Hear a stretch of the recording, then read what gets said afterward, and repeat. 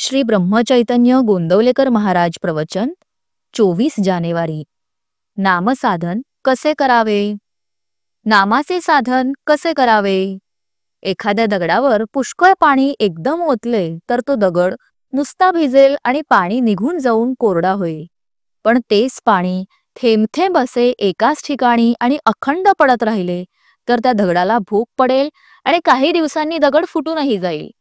त्याप्रमाणे केव्हा तरी पुष्कळ साधन करण्यापेक्षा अगदी अल्प प्रमाणात का होईना पण नित्यनेमाने ठराविक वेळी आणि शक्य तर ठराविक स्थळी जर नामाचे साधन केले तर ते जास्त परिणामकारक होते। जात्याला दोन पेठी असतात, त्यांतले एक स्थिर राहून दुसरे फिरत राहिले तर दळण दळले जाऊन पीठ बाहेर पडते। पण जर दोन्ही पेठी फिरत राहिली तर दळण दळले न जाता फुकट श्रम मात्र होतात। माणसाचे शरीर आणि मन अशी दोन पेठी आहेत, त्यांतले मन हे स्थिर आहे आणि देह हे फिरणारे पेठी आहे। मन परमेश्वराच्या ठिकाणी स्थिर करावे आणि देहाने प्रपंचाच्या गोष्टी कराव्यात। प्रारब्धाचा संबंध देहापर्यंतच असतो। प्रारब्धरूपी खुंटा देहरूपी पेठ्यात बसून तो त्याला फिरवतो आणि मनरूपी पेठे स्थिर असते। देह प्रारब्धावर सोडावा आणि मन भगवंताच्या स्मरणात स्थिर ठेवावे। याहून नामाचे साधन दुसरे काय? हे साधन अमक्यालाच साधेल असे नाही, ते कोणालाही साधेल।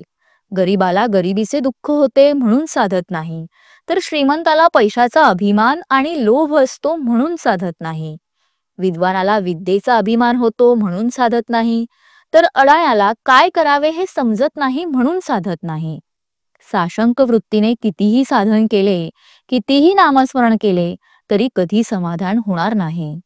नीतिधर्माचे आचरण, शास्त्रशुद्ध वर्तन, शुद्ध अंतःकरण आणि भगवंताचे स्मरण इतक्या गोष्टी असतील तरच साधक शेवटपर्यंत पोहोचेल आणि शेवटपर्यंत तो पोहोचला तरच फायदा।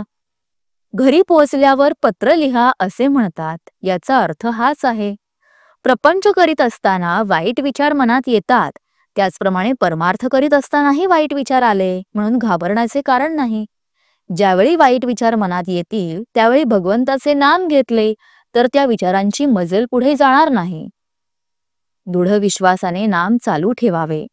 जिथे कर्तव्याची जागृती आणि भगवंताची स्मृती आहे तिथेच समाधानाची प्राप्ती होते। भगवंता मी तुझा आहे असे रात्रंदिवस म्हणत गेल्याने भगवंत प्रकट होत जाईल आणि भगवंत जितका प्रकट होत जाईल तितके मीपणाचे दडपण आपोआप कमी होत जाईल।